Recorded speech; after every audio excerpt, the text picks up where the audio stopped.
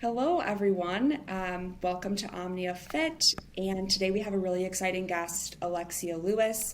She is an RD, a culinary nutritionist, and health coach, and a personal trainer. So she does it all.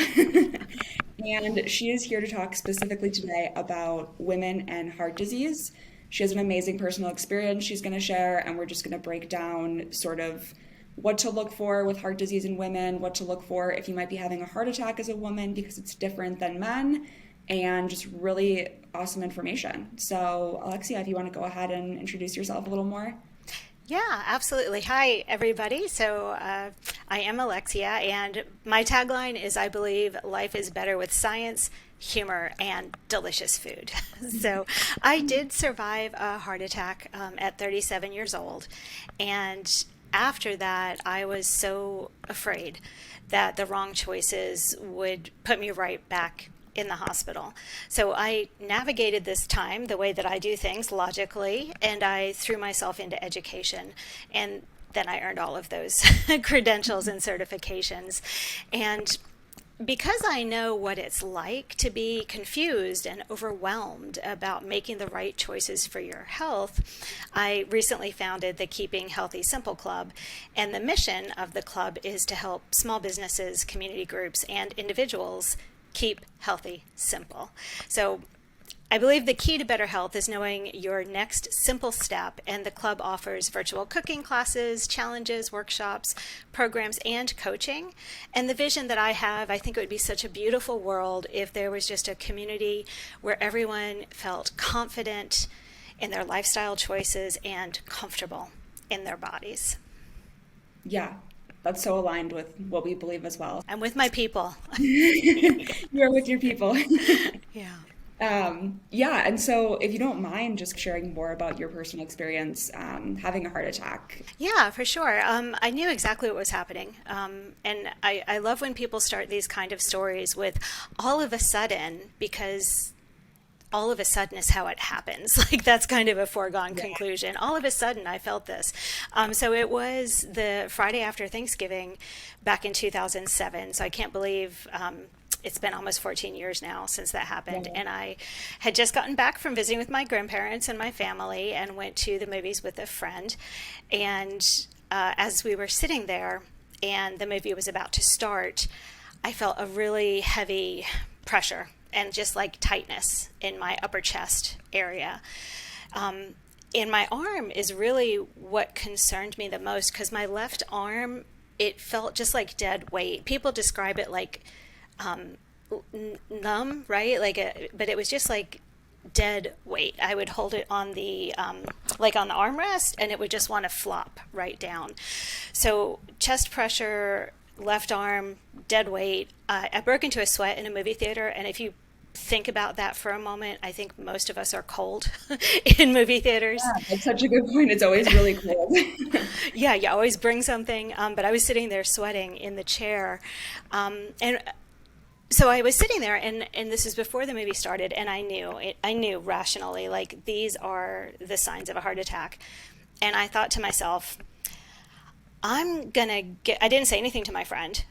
I just thought I'm gonna go to the bathroom and kind of collect myself and kind of get myself together, and I didn't because I had recently been at a conference where someone had separated themselves from the conference attendees because they were having these symptoms and ended up not making it because they removed themselves from people that could help them. So at least I had the cognizance to like stay put because if something is serious is happening, Yeah. you don't want to be isolated.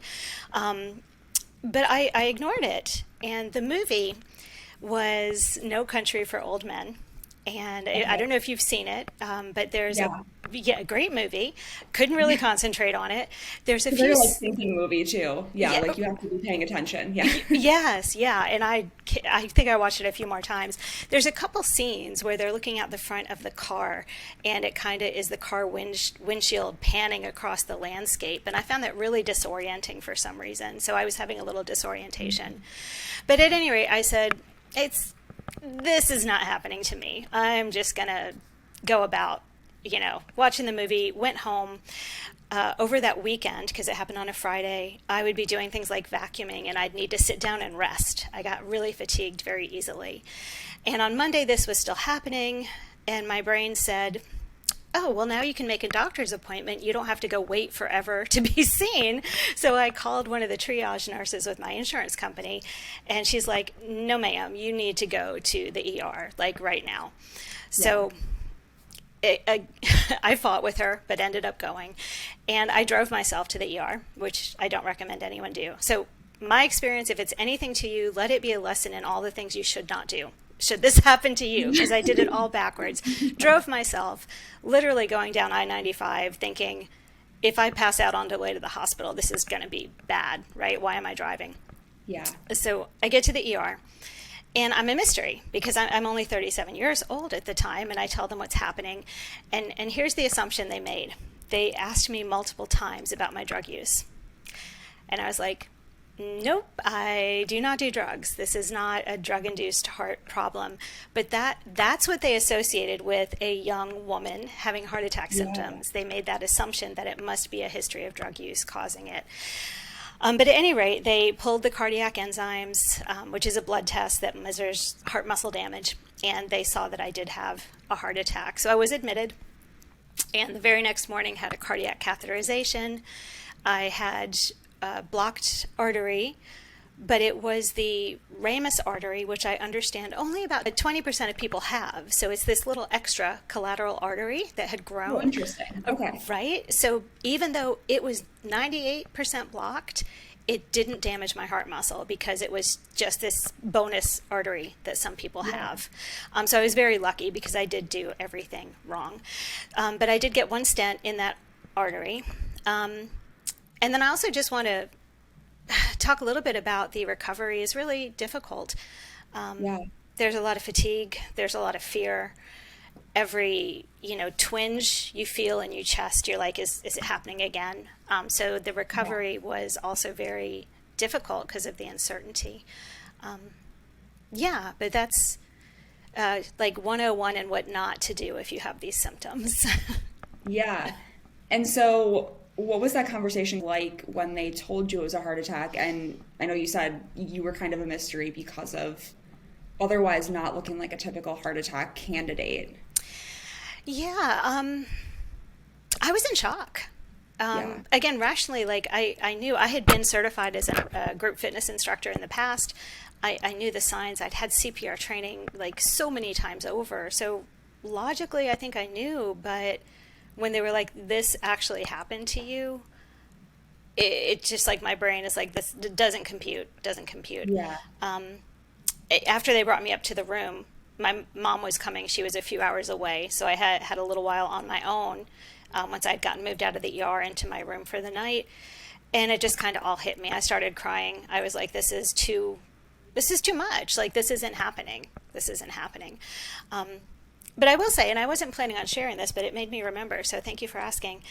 That, I think, was a pivotal point for me in my body acceptance and body image and body confidence, because I, looked down at my body and I was like, I see you stomach, I see you hips, right? All the things that we criticize about our bodies. And I was like, thank you for not letting this kill me.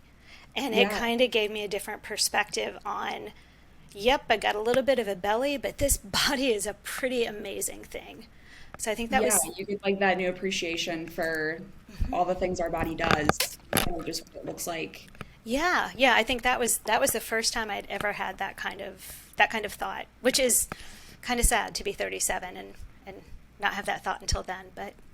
Yeah, and I know you said too, because you didn't really have any of the typical risk factors, right, that they list out when we talk about the classic case of a heart attack. And you really didn't fit that, right? Yeah, exactly. I think that's another reason they were so stumped in the ER. So usually they're looking at age, right? I was only 37. They're looking at things like high blood sugar, didn't have it, high cholesterol, didn't have it, high blood pressure, didn't have it. So a lot of those common risk factors didn't apply to me, but some did. So I am not without my own input into this equation of it happening. I did start smoking at a very young age and smoked for a lot of years. But for some reason, my brain was like, okay, you're going to get lung cancer, which for some reason was okay. And a heart attack was never on my radar. my exercise and eating habits were really inconsistent. I struggled with my weight and my health throughout my life, and I'd either be really, on a really healthy diet and exercising, or I would be like eating all the junk food and couch surfing. So I really went back and forth to the extremes. And my weight went up and down. When I had the heart attack, I think I technically was in the overweight BMI category. But for me, that's actually a very appropriate weight, because those charts are never going to be right for me. So, yeah. So I did smoke. I was inconsistent with my eating and exercise, had a little extra weight on me. And I also had a stressful job at the time. Yeah. And as you said at the beginning, this really changed the course of your life from that point forward. You changed careers, you changed your habits. So what did that kind of look like, that transition into, okay, this happened to me and now I see everything differently? So much different. Yeah. So I went back to work. I took a little time off work, and then I went back into the office. And at the time, I was the assistant director for research development at a small undergraduate institution. So I helped faculty get research grants funded. And that is noble work, because research is absolutely important. But the day-to-day of my job was reading contracts and fighting with faculty members over budgets, right? So it was very high stress. And when I went back into it, I was just like I just had a brush with my mortality. Is this really what I want to do with my life? And the answer was no.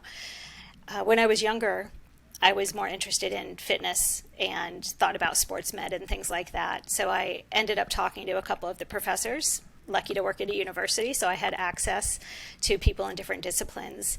And I jumped off that ladder that I was on in that career and started over with another bachelor's degree, and ended up coming into dietetics as a career, and then adding on to that with health coaching and personal training as certifications. You would think that story would make me go into cardiac care, right? Because that was the push to make the change. And I did some rotations as an intern on cardiac floors in hospitals. And I just found it not to be that satisfying, because you don't really develop these long-term relationships with people who are inpatient in the hospital. So I ended up working straight out of being newly credentialed in the outpatient arena and more in the wellness, well-being and health field. And I like that, because I get longer term relationships with my clients and get to kind of sit in the struggle with them and help them through the struggle and see them make meaningful changes. And I think that's an interesting thing about dietetics that people may not know, is that we learn so much about preventing disease, but then when you are in the hospital, you're only seeing people after. So you're kind of seeing them after this event or this illness has already happened to them, where, that can be very fulfilling, but there's also a fulfillment in helping to prevent that from happening, which is sort of sounds like more of what your platform is about now, is preventing those things from happening as much as we can through our lifestyle choices, which is interesting, because it is sort of the opposite of the very traditional hospital clinical route, is where you're seeing someone after. Right. And I do prevention and management, so I do dabble on both sides. But what I noticed in clinical is there really seemed to branch into two main types of patients when you're in the hospital after a cardiac event. There are those that were really kind of frightened and highly motivated and wanted to just get as much information as they could and soak it in and figure it out.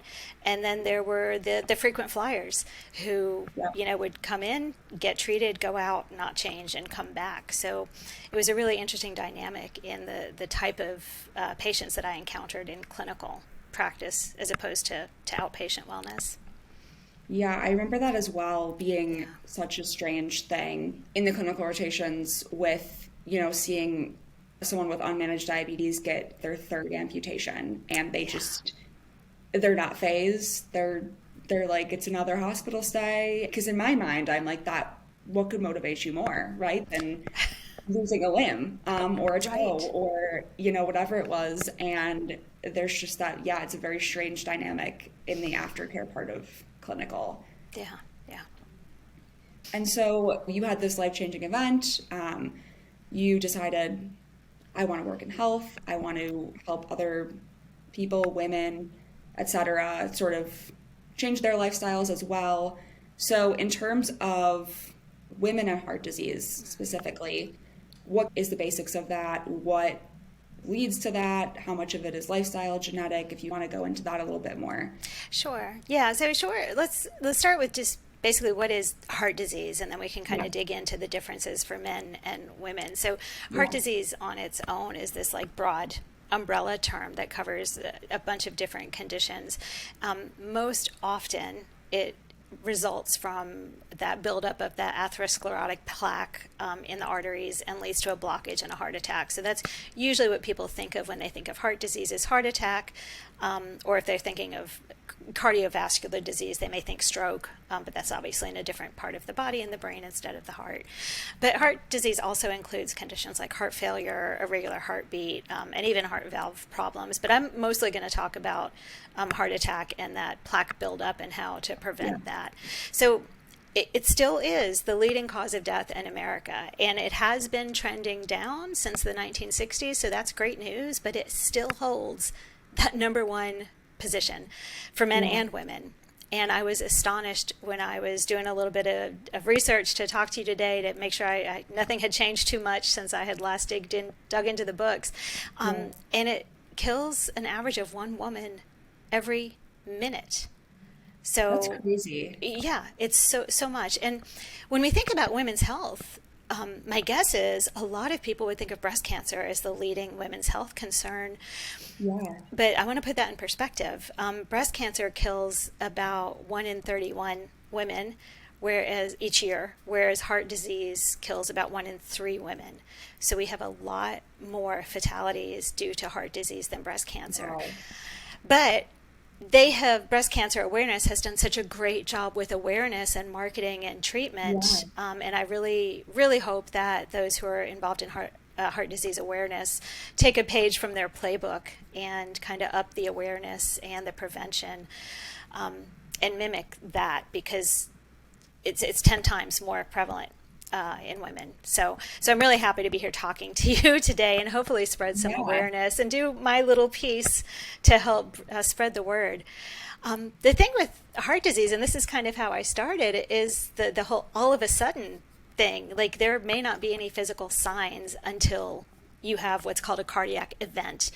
And 64% of women who die suddenly from heart disease had no previous symptoms. So if you're like, what do I need to look out for in terms of symptoms? Sometimes the unfortunate answer is there's no warning to it. Yeah. Now, that being said, of course, there are diagnostic tests. So there is screening. You can look at the arteries in the heart and look for that plaque buildup. But this usually isn't done unless there's a reason for it. So some of the reasons you might get that imaging would be chest pain, shortness of breath, or fatigue. That kind of comes and goes. And if you think about it, when the arteries get narrowed and blocked, you're reducing blood flow, and that carries oxygen through your body, your blood cells. And so you do get short of breath, you do get fatigued because your body is not getting enough blood flow and oxygen. So that's very common. And there also might be tests, you might have imaging if you have a strong family history. So unfortunately, though, most people don't even know until they have a cardiac event or have chest pain, which is why that prevention and diagnostic testing is so important. Yeah. And I know we kind of talked on, this is the number one cause of death for women, and it's so little talked about. And so what makes it so important to talk about heart disease specifically with women versus how we generally hear about it? Yeah. So, right. Women and heart disease. So 80% of women over 40 have at least one risk factor. And the more risk factors you have, the higher your risk goes. You're more likely to develop heart disease. But it's not diagnosed. It gets missed often in women. And there's this gap between men and women and diagnosing and treatment and deaths. And the gap keeps getting wider between men and women instead of getting closer together, which shows that there's some healthcare issues there that need to be addressed. So let's talk a little bit about how it does affect women differently and why it gets missed with these diagnoses, or doesn't get treated appropriately. Yeah. So there are a couple of things that account for these differences. One is hormones. So before menopause, the estrogen, the higher level of estrogen that women have, gives us some protection from heart disease.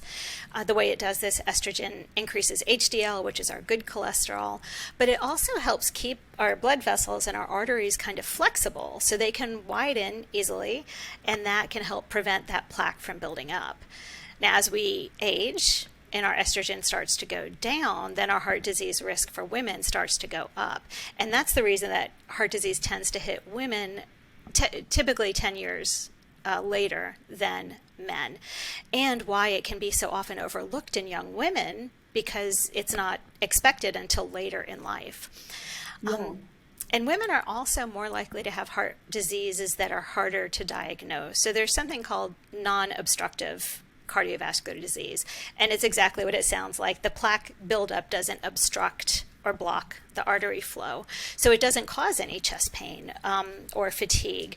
And because it's not really building up in there that much, it's not obstructing the artery, it doesn't get picked up on the imaging as easily. So you might have the diagnostic test, but it not be caught. And then if that plaque ruptures or breaks off, it can result in a heart attack, but be completely missed on imaging.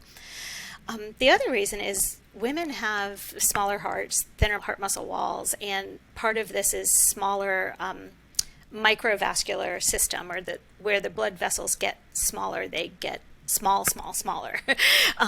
And so when these small arteries don't work that well, you can have chest pain or shortness of breath. But again, it's harder to see that on the imaging because the vessels are so small compared to the bigger arteries where you usually see that plaque build up. And the last thing, if I may, there really is something called broken heart syndrome that tends to affect women more often than men as well, typically women age 58 to 75. And this is when like really extreme stress or grief or anger or even surprise bumps up some stress hormones is what it's thought to be, and the heart kind of has these temporary spasms and symptoms. There's no permanent damage, but this can actually get misdiagnosed as a heart attack. So we're not getting the diagnosis when we have the issues, and we are getting the diagnosis when it's not what it appears to be. So Yeah. it's a little more difficult to catch in women. That's really interesting. Yeah. Physiology is a little bit different.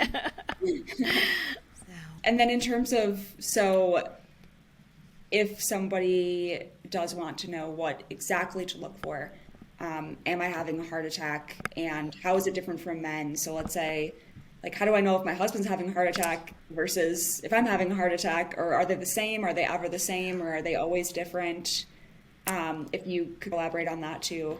Yeah. And what's interesting is I had classic male symptoms, right? Being a woman, but I had chest pain, the limp arm, the sweating, which are more typically classic male symptoms of heart attack.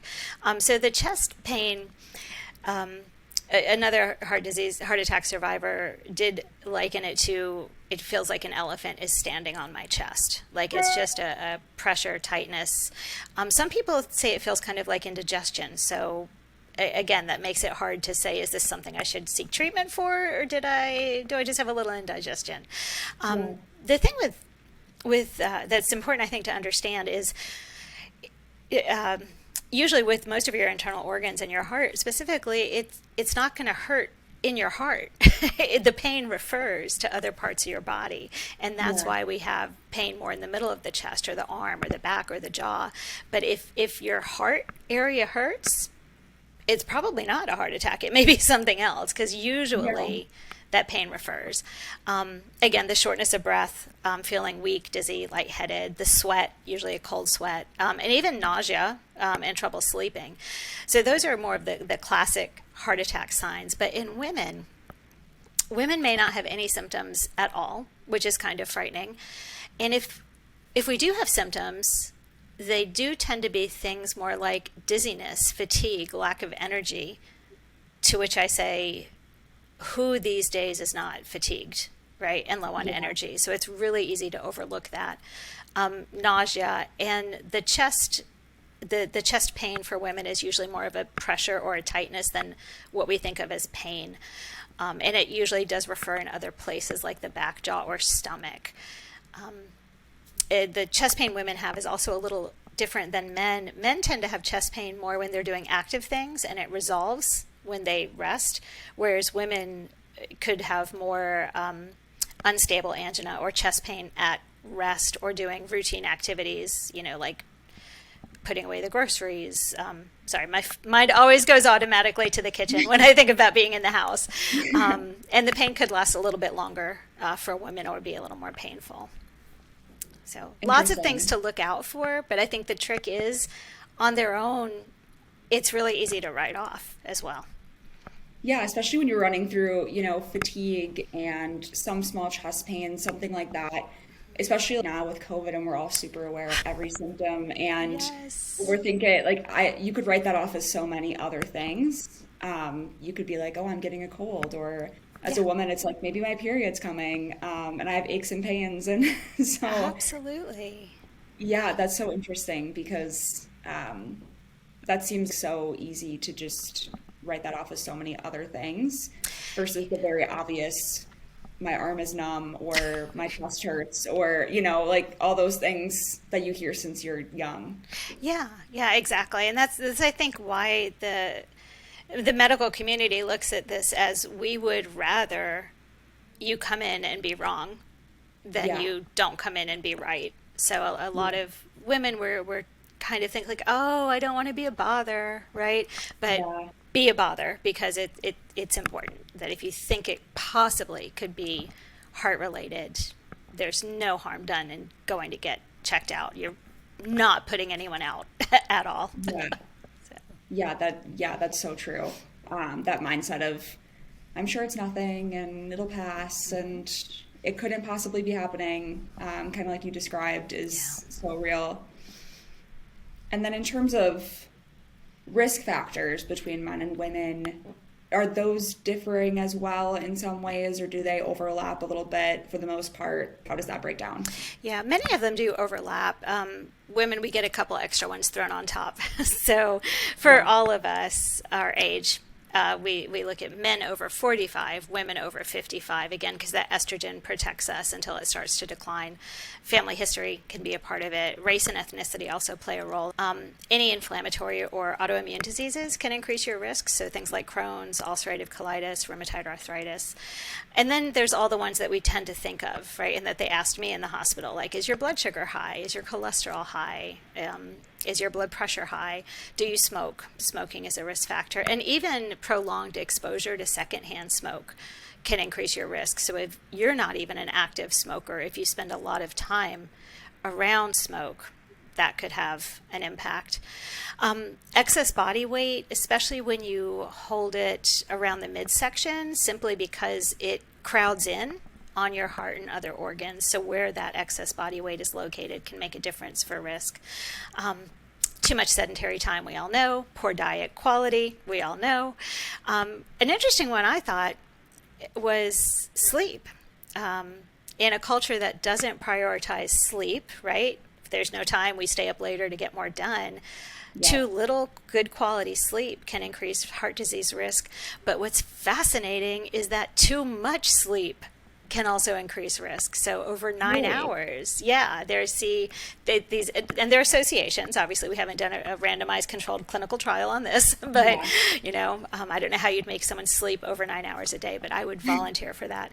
But yeah, it tends to go up with too much sleep as well, and stress as well, and depression. And we see a lot of studies recently have been coming out about post-cardiac event outcomes and social isolation, and that toll that being isolated can take on recovery from heart disease and I'm sure other chronic conditions as well. So to get back to your question, that applies to everybody. But when we look at women specifically, if these things can also increase your risk. So if you've got problems associated with pregnancy, so you've got gestational diabetes where your blood sugar is high with pregnancy, or you've got preeclampsia where your blood pressure goes up with pregnancy, your risk goes up. Anemia, which it can happen in men but is more common in women due to our menstrual cycles and pregnancies. So anemia can increase heart disease risk. And then endometriosis, polycystic ovary syndrome, if you use any hormonal birth control, and early menopause before 40 can also increase risk, again, because we lose that protection from estrogen. We do have some health disparities, and I want to go back to that conversation we were just having about how women, we tend to take care of other people and not ourselves, right? And so Hispanic women, the research is showing, and this is from Go Red for Women, are 38% more likely to help others in their family prevent heart disease for those other people, but less likely to take that same action for their own heart health. And people in the Hispanic community tend to develop heart disease 10 years earlier than people from a non-Hispanic background. And then when we look at African American, they tend to have a higher prevalence of high blood pressure, highest in the world, actually. And it tends to start earlier in life. And this could be partially genetic, but they also are a group of people that tend to be more sensitive to salt. So too much salt in the diet can actually really have an impact on blood pressure readings up and down. In the Black women population, 49% of women over age 20, 49% have heart disease. Only 20%, though, believe that they're personally at risk. So that's a big, big gap between people who actually have heart disease and those who even think that they could be at risk for that. So we do have some racial and ethnic concerns, and health disparities and inequalities in the healthcare system also come into play with their outcomes as well. Yeah, and it sounds like just an information gap for so many as well who are at risk and don't even know it. Yeah, absolutely. So much to do with awareness. Yeah, and then going off of that, a little bit more with, we know kind of now the symptoms a little bit differ, the risk factors can differ. Is there a difference at all in the outcomes? So are men more likely to have more severe heart attacks, or are women more likely to have a milder heart attack? Is there sort of a difference in the outcome of, we know it's the leading cause of death, obviously, so we know that for both, but is there a difference at all in the outcomes? Yeah. So there is. Assuming that you survive the cardiac event, when we look at outcomes after surviving a heart attack, women do worse than men, and are more likely to die from a heart attack than men are. For women between 45 and 65, death typically happens within 1 year after having a heart attack. And for women over 65 who have a heart attack and survive it, they typically die within a few weeks after having a heart attack. So the outcomes for women are not that great. That's really interesting. I feel like that's something I didn't know about at all, that because you think about, you survived the heart attack, so you kind of think, okay, I'll change my lifestyle, maybe I'm in the clear now, I survived, and then within a year seems crazy. Yeah, right. It is, it's frightening. It's a scary experience to go through, but if you go through it and you survive it and you think, yep, I'm going to change it, I'm going to do everything, differently, and then you still, everyone is individual, but the odds are still stacked a little bit more against you. Yeah, that's crazy. I had no idea about that. And sort of going off of the concept of, okay, it happened, I survived, and now I want to make changes. How does that affect things post the event versus genetics, or versus the health state that you're already in, making those changes afterwards? How much does that affect the outcomes long term? Yeah, and I'm so happy to be moving out of the doom and gloom and into the what can I do if I'm concerned about that, because this is really the important takeaway that I hope that the viewers have. So you can't change your genetics, and I did neglect to mention genetics was part of my story as well. When I had my heart attack, I didn't know that I had a genetic predisposition, because even though I was 37 and my mom was probably coming up on 60, she had started having heart problems after I did. So Okay. I had a heart attack and Interesting. had no family history that I knew of, except my grandfather, but they don't really consider grands as much as immediate family. And then my mom started having problems, and she actually has very aggressive heart disease that's very hard to control. So had I known that at the time, it would have made a little more sense what was going on, but I didn't. So Yeah. genes absolutely play a role, but you can, even if you drew the short straw, right, with the genetics and heart health, you still can reduce your risk with lifestyle habits. So that's the good news. So don't, if you're out there listening and you're like, everyone in my family has it, it's just my fate, maybe, but maybe you can change something as well. Yeah. So don't give up. There are things you can do. And usually, when I'm working with people on heart disease risk or management, they think, all right, well, I need to lose weight or lower my cholesterol, right? Because those are some of the main things, or blood sugar or blood pressure. And I always Yeah. tell them, yeah, that might be the outcome that you're working towards. But how are you going to get there? You're going to get there with the choices you make every day. You can't force that outcome to happen. You've got to focus on, what do I need to do right now? What behavior, what Yeah. choice do I need to make? So that's where I want to start. The outcomes, they come later from these choices. So just real quick bullet list for you. Get more activity, reduce your sedentary time, make more heart healthy food choices, get the right amount, right? Not too much, not too little, but get good quality sleep. If you smoke or use tobacco products, quit smoking. Learn ways to manage your stress and depression if you have it, and reduce isolation. Make more connections so that should something happen or you're trying to manage your life post heart attack, you've got that social support that seems to be so important. Yeah. And even if none of these things change your cholesterol, change your blood pressure, change your weight, all of these things on their own reduce your risk. So even if none of the outcomes come to fruition, and that's really, really important. So I do want to just kind of to hit that home. If you remember one thing today, these kinds of daily choices can reduce your risk, even if your weight doesn't change, your blood pressure doesn't change, your cholesterol doesn't change. And I think that's good news, because a lot of times, if anyone has tried to lose weight before, you know that the scale doesn't always do what you expect it to do, right? You can put Yeah. in all this work and the scale goes the wrong way. And then you see that and you give up because you think it's not helping. But it still does help reduce your heart disease risk. So don't give up.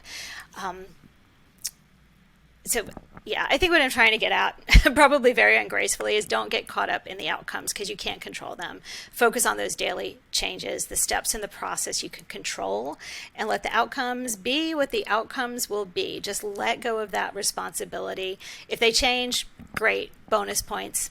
You just reduced your risk even more. But if they don't, you're still way ahead of the game because of the daily choices you made.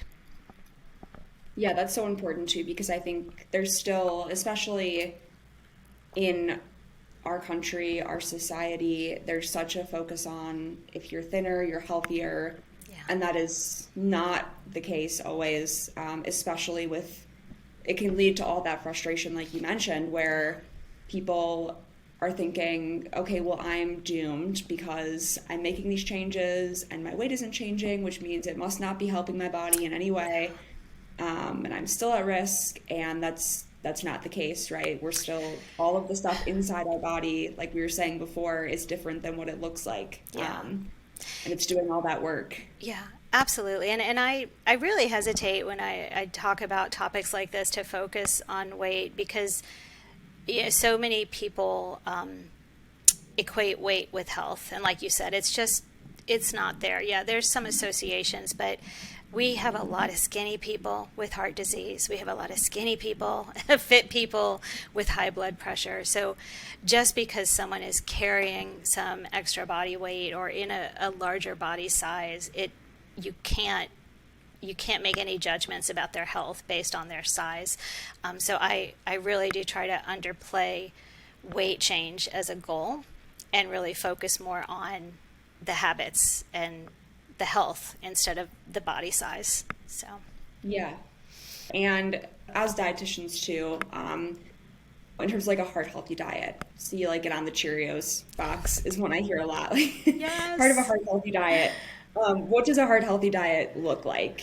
for Yeah. most people who are trying to maybe focus on that part of starting to make lifestyle changes, reduce their chances of a heart attack, heart event. Yeah. Um, what does that heart healthy diet look like? Yeah, and I'm glad you brought up kind of that heart check mark on the foods because they're it's hard for me to kind of say. You want to be able to trust what's on the food packaging, but there's so many different things that go into food manufacturers being able to put that symbol on their food packaging, and so it Yeah. may be heart healthy in one way, like being low in sodium, but still have a fair amount of saturated fat. So it may not be heart healthy overall, but they still meet certain criteria to get that mark. So I think that heart check mark on food packaging is a good start, but you still need to look a little bit deeper than that to make sure it's all around a good heart healthy choice. So I mentioned a couple of things there that I'll go into a little more detailed. So first of all, you don't need any supplements, right? There's no right diet for heart health. There's a couple main ones, but really there's some key nutrients or types of food compounds that you need to focus on. And to keep it really simple, eat more fiber, reduce salt and added sugar, and change up your fats. So that's food. And then alcohol also does play a whole role with heart disease risk. So for Yeah. women, I'm so sorry to be the bearer of this news, but the recommendation is 1 drink per day. And that's not a big drink. That's your 12 Yeah. ounces of beer, 5 ounces of wine, which is the pour you get when you go out and you're like, really, that's all you're giving me? Or 1 shot of liquor, right? So we do need to watch the Yeah. alcohol as well. For fiber, so fiber is found in non-starchy veggies. It's also in starchy veggies, but non-starchy veggies don't give you as many calories if you're concerned about weight. It's in whole fruits and in whole grains. And according to the dietary guidelines that came out in 2020, they update them every 5 years, 90% of women don't meet the recommendations for fiber, and the recommendations aren't that big. So they range from 22 grams to 28 grams of fiber, and the amount you need goes down as your age goes up. So if you're over 51, it's only 22. If you're a 21-year-old, you'd need 28 grams. So look at the fiber in your foods, and that you can use the nutrition facts panel. Just look for foods that have more fiber in them. Or if you don't want to spend your time looking at labels, more veggies, more whole fruits, more whole grains. Yeah. Fats, you want to switch them up. So the fats that are not that great for your heart health are saturated and trans fats, and unsaturated fats are better for your heart health. And there's been some controversy about this lately, but it has not changed the overall preponderance of the evidence yet. So we are not changing those guidelines quite yet, but there have been some studies that call this into question. A lot of people think I have to reduce my cholesterol, so I have to eat less cholesterol, but that doesn't actually impact your cholesterol as much as saturated fat does. So enjoy your eggs without worry. Enjoy shrimp, high cholesterol foods without worry. Those are our heart healthy choices. In general, though, what's interesting because for so many years, the Heart Association and the dietary guidelines have been saying eat less saturated fat. And I was really surprised when I looked at the research. The recommendation is less than 10% of your overall food intake by calories as saturated fats, and the average intake is 11%.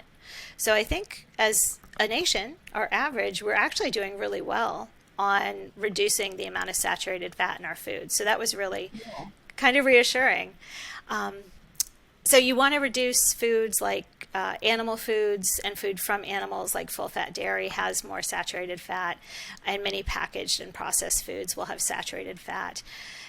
And eat more foods with unsaturated fats, nuts, seeds, olives, avocados, fatty fish, all of those healthy things, and oils made from, or butters, nut butters made from foods like that.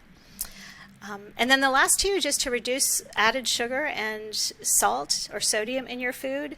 So a lot of people think I have to eat less sugar overall, and I would encourage you just to really focus any reductions to foods with added sugars, and not to avoid them, because food is also meant to be enjoyed. So I don't know about you, but I'd be really sad if I could never have another cupcake, right? But if I have a cupcake every day, that might, start adding up for my heart health. So watch the added sugars in desserts and sugary drinks especially, and a lot of packaged foods that you don't think are sweet, like salad dressing or barbecue sauce actually have a lot of sugar. And then finally, the sodium.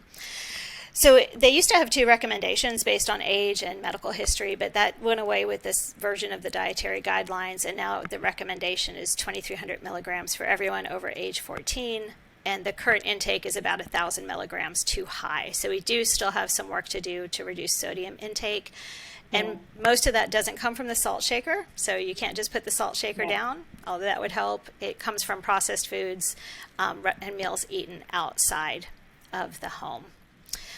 Yeah, that's always an interesting thing. I tell people with sodium, and it's not really the salt shaker. It can be if you put a lot of salt on your food, but for the most part, the sodium that's going into the packaged foods doesn't even stand a chance next to what you're putting on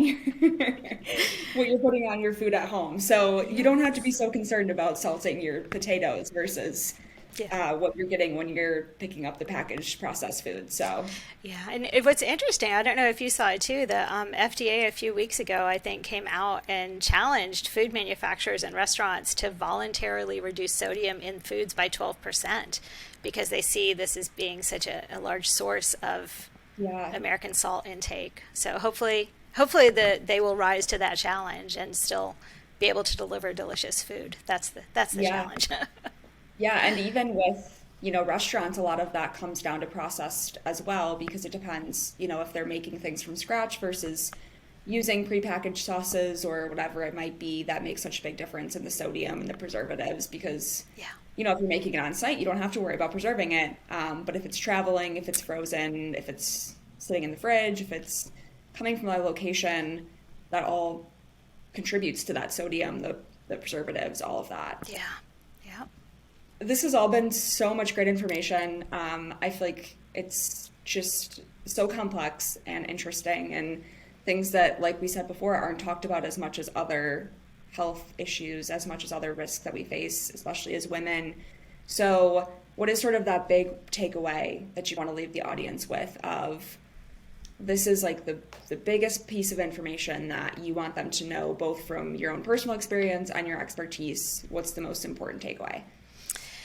Yeah, I think the most important thing is making healthier choices that we've talked about today, and knowing the signs and the symptoms has actually resulted in 330 fewer women dying from heart disease a day. So that just shows that these women are out there thinking it's not worth it. It's absolutely worth it by knowing and sharing this information. And excuse me as I get a little bit choked up as I say that.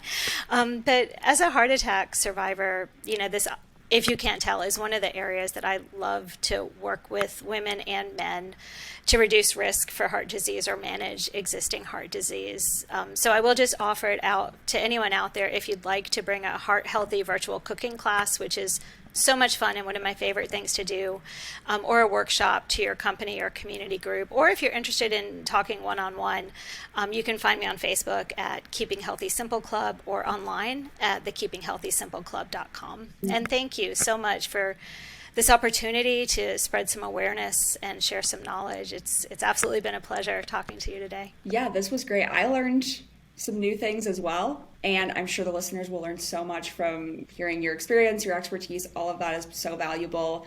And we will as well, we'll link all of your websites, Facebook, social media, right underneath the podcast, so everyone can have an easy access to that if they want to reach out to you.